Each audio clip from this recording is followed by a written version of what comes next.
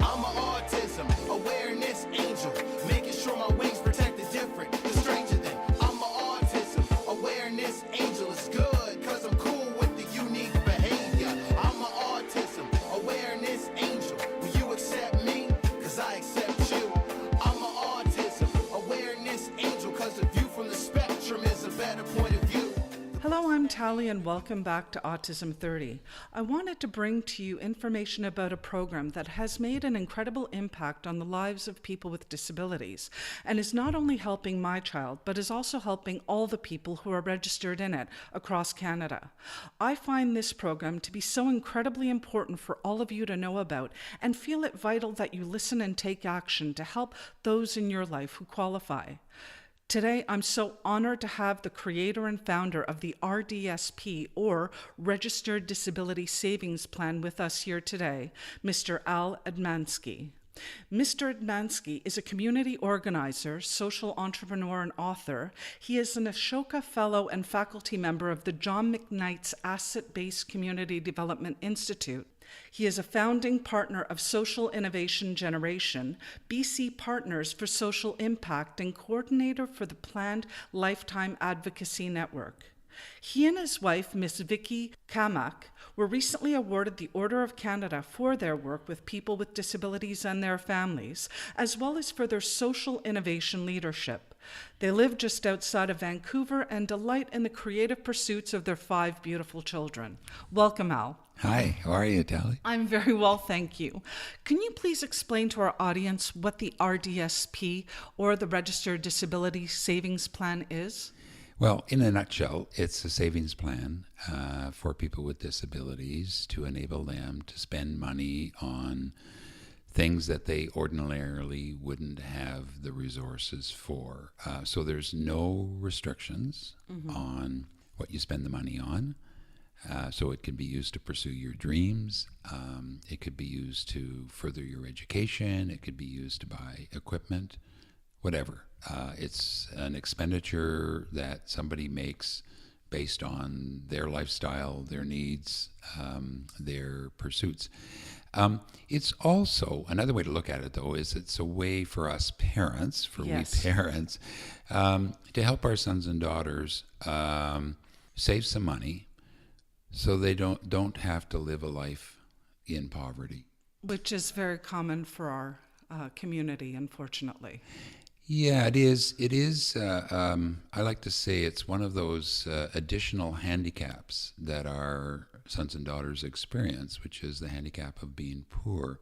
We have generally, certainly compared to other countries, a pretty good system of support from government in terms of programs and services, and that's sort of where all the money goes. Mm-hmm. But if you look at it from the point of view of our sons and daughters with disability, they're pretty poor, and for an awfully long time it was very hard for families to help their sons and daughters with additional cash, with additional money, without their government benefits being clawed back. Yes. And so another feature of the Disability Savings Plan is that money does not put you offside with receiving government benefits. You can continue to be eligible for government benefits no matter how much money is in your disability savings plan. Mm-hmm. And we can talk maybe a little bit more of the details, but I now am running into people with disabilities across Canada who have $60,000, $70,000 in their registered disability savings plan. Which is fantastic. And they're still eligible for government benefits. That's the key. And then, here's the other piece, is when they want to spend the money, mm-hmm. They can spend it, and the money isn't clawed back from their monthly social assistance or disability benefits. So that's kind of the nature of the program. Maybe we can talk a little bit about how it works in action. But I would say at base, it's a savings plan. Yes. And it's also a peace of mind plan for we parents.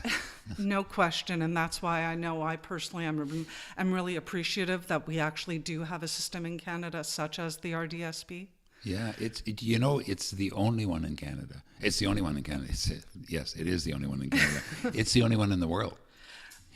And it's we need to make sure to pay tribute to the Minister of Finance at the time, who really, really made sure it happened, Minister Jim Flaherty. Yes. Was actually a parent himself of a child with a disability, so I think he understood all of the challenges that we as parents face, including the financial challenge.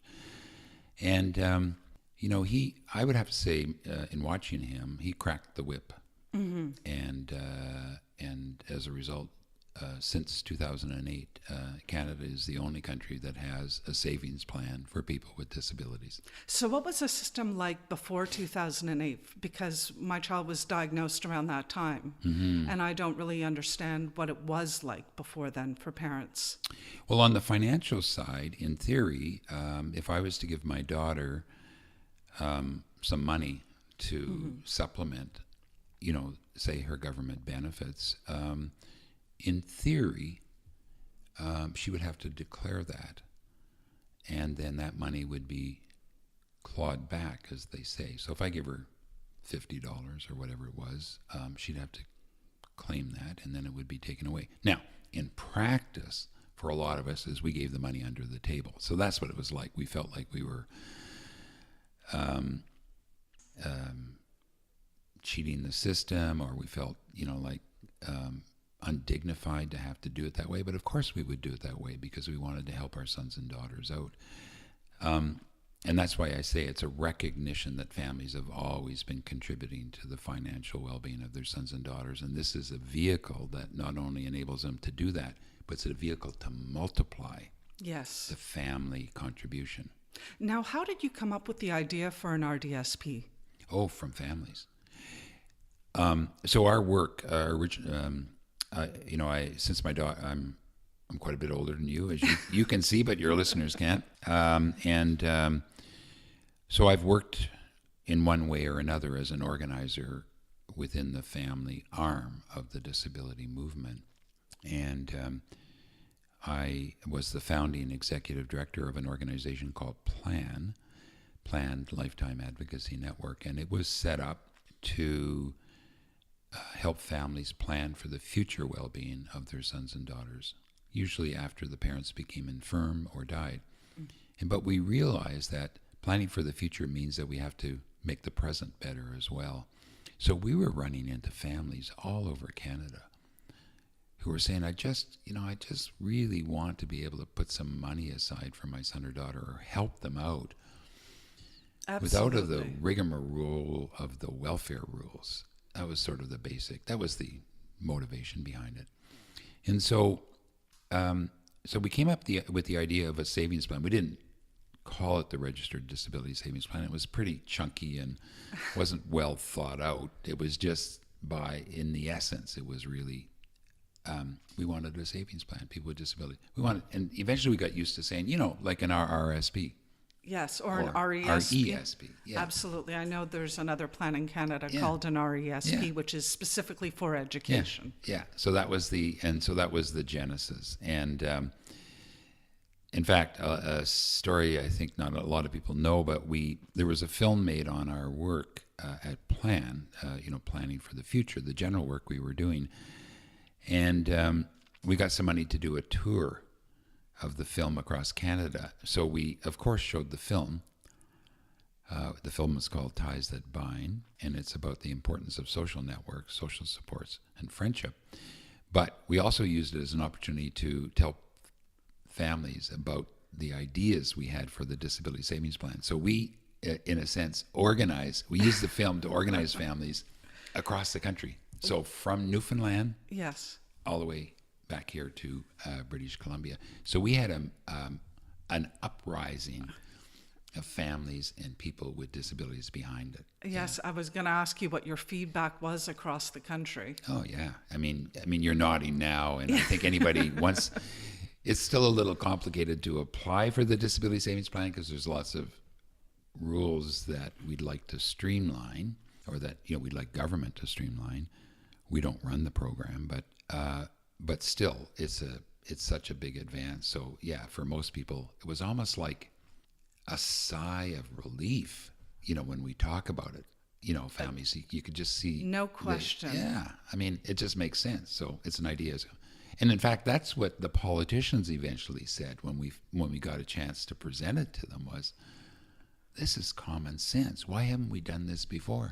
I was going to ask you, what were the challenges to getting the RDSP program started? Well, getting it to the attention of government, yes. which we have lots of things we'd like to bring as families to the attention of government. Very true.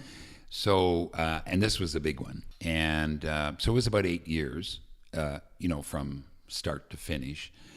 And nobody would give us any money to finance the campaign. So one of the challenges was, how do we pay just for telephone? I mean, I can remember being in Toronto and hearing that somebody in the Prime Minister's office wanted to hear about the RDSP. But I was working for Plan, and we didn't have a large budget. And I had to make a quick decision. Am I going to fly to Ottawa instead of back home to Vancouver? And on the chance I might meet somebody in the Prime Minister's office. And if I didn't, I'm going to feel really badly for wasting Plan's money. So it's just an example of we needed to find ways to finance, because it takes work. Absolutely. And patience and time. Prepare material, draft things up, do some research. We did a little public opinion polling. So that was a big challenge, is to finance it. And that's, we managed to find some money. And how were you finally heard in government? Well, we actually worked with 3 different Prime Minister's office. We worked with the government of Jean Chrétien when he was Prime Minister, and then we worked with the government of Paul Martin. Mm-hmm. And then finally we worked with the government of Stephen Harper. And Jim Flaherty, the Minister of Finance, was part of the Harper government. So the main way we got to talk to all those people, because we're not well connected ourselves, was to talk to people who knew people who knew people. And there's a great story I tell in my latest book where there was a financial advisor to very wealthy people who lived in Toronto. And he was a member of the executive of the Conservative Party of Canada. But he also had a niece who had a disability.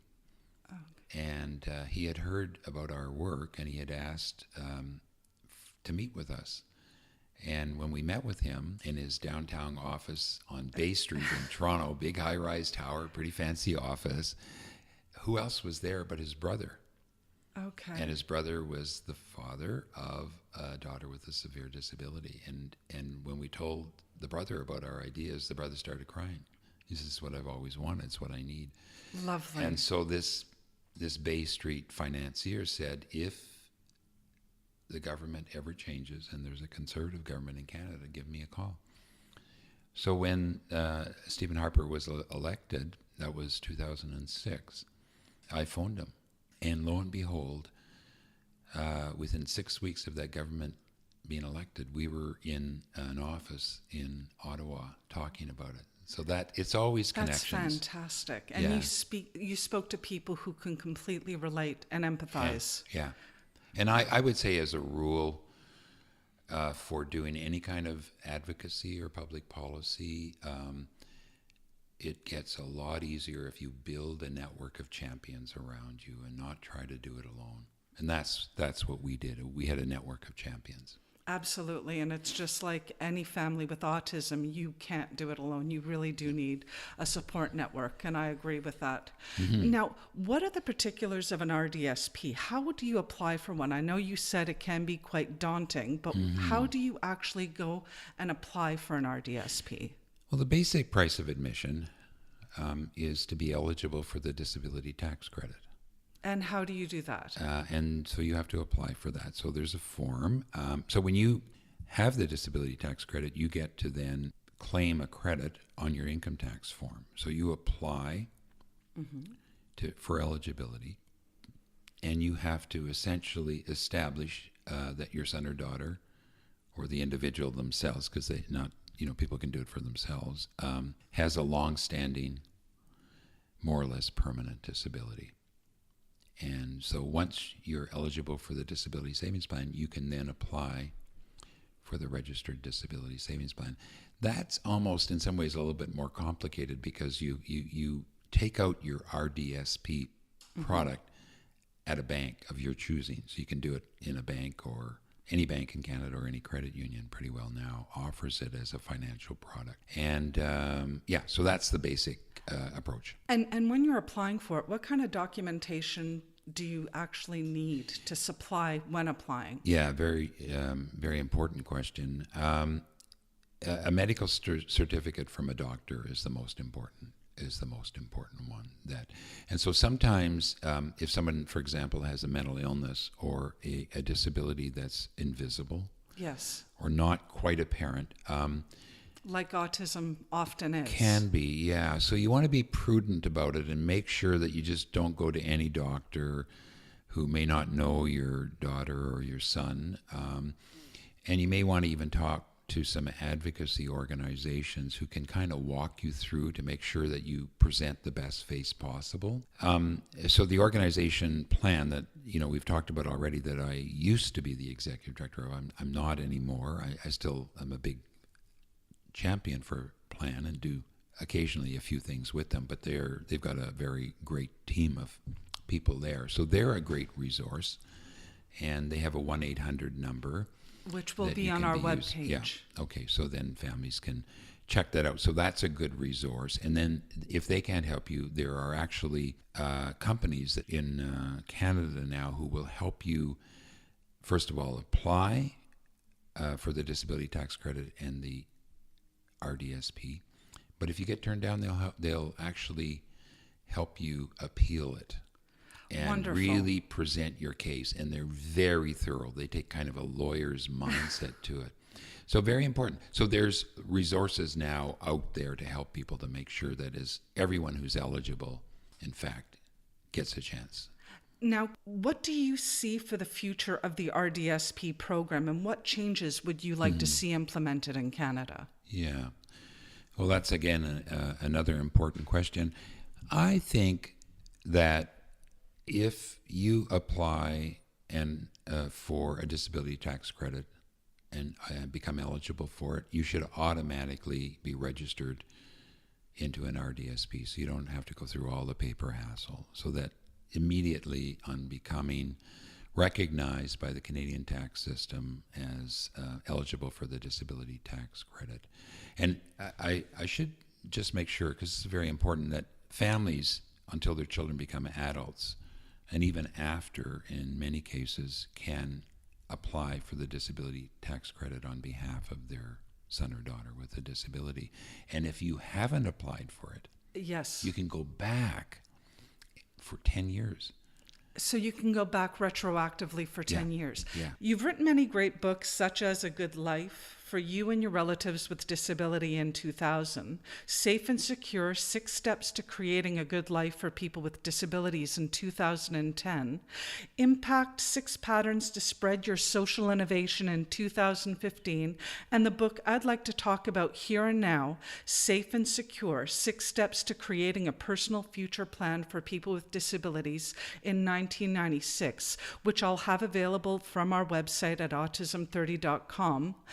That leads me into the following question. Can you please briefly explain to our audience why it's very important to focus on a plan for the future for our community members, how you created the steps in your book, and how an RDSP is vital?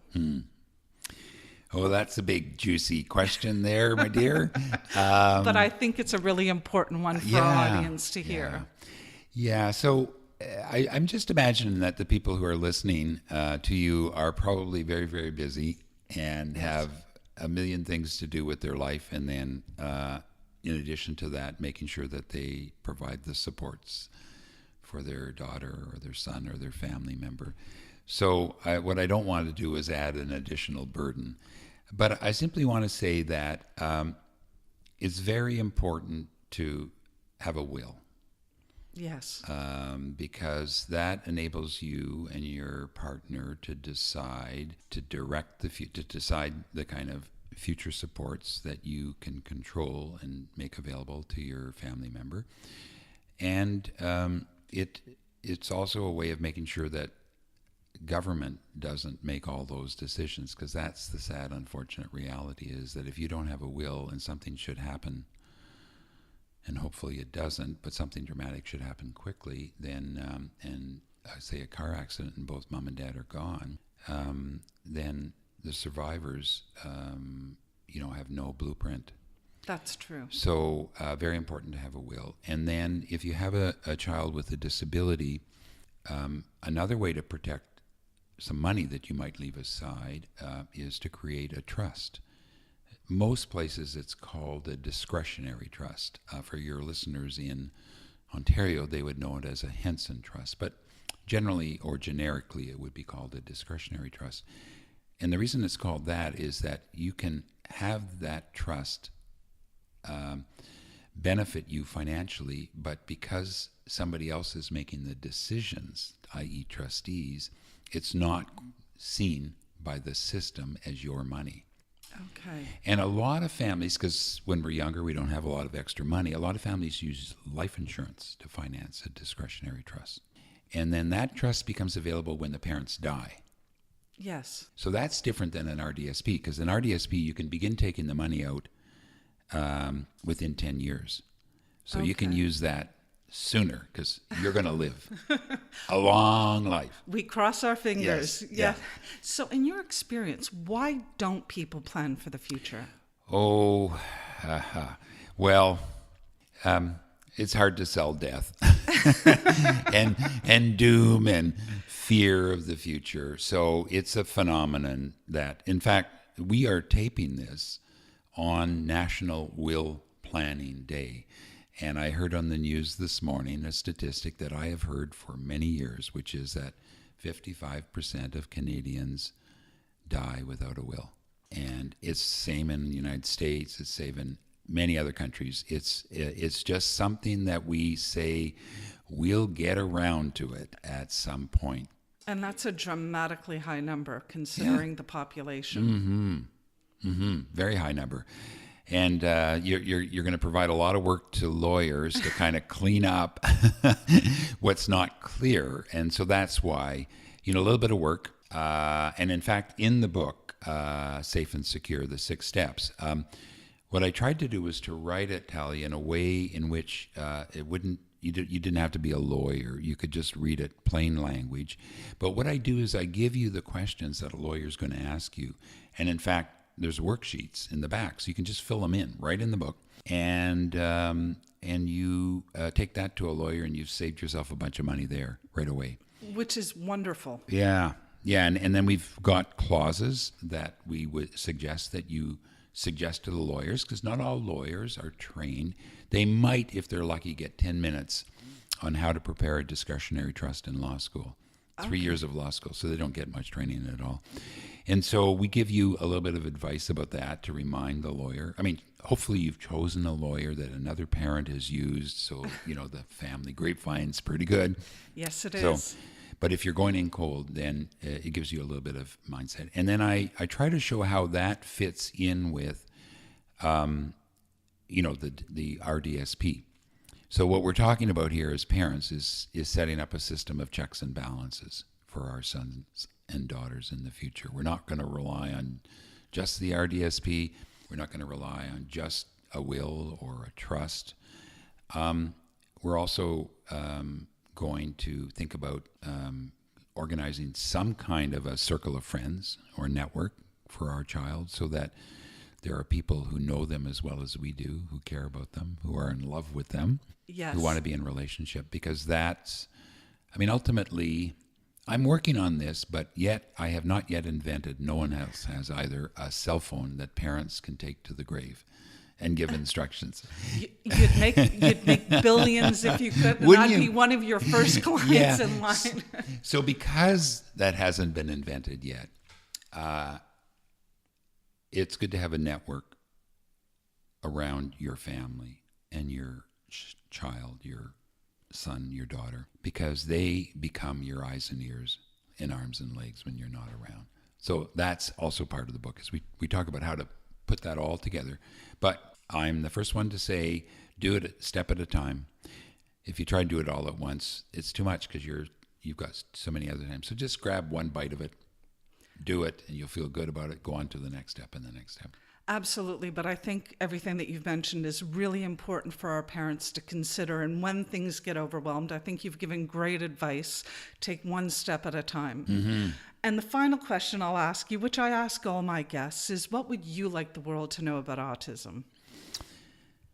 That there is a treasure trove of talent that is waiting to be unleashed. And our world is going to be decidedly better when we not only welcome, but expect the contributions of citizens with autism. That's beautiful, and I couldn't agree more.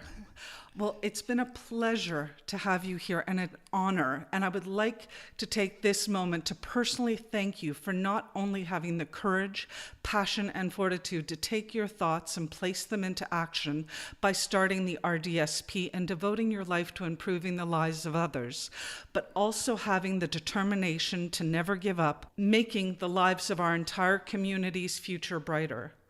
You may have received the Order of Canada in this country, which is the highest order, but how and why you earned it, in my opinion, earned you so much more.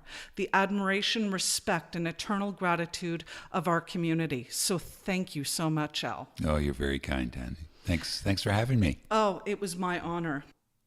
I would like to thank you, our audience, for joining us today on Autism 30 and remind you to go to our website at autism30.com to find out not only about Al's book, Safe and Secure 6 Steps to Creating a Personal Future Plan for People with Disabilities, but also links to the R.D.S.P. program and his contact details as well. Once again, this is Tally telling you to live in love. Hey yo, I'm an autism awareness angel, making sure my wings protect the different, the stranger than. I'm an autism awareness angel. It's good, cause I'm cool with the unique behavior. I'm an autism awareness angel. Will you accept me? Cause I accept you. I'm an autism awareness angel, cause a view from the spectrum is a better point of view.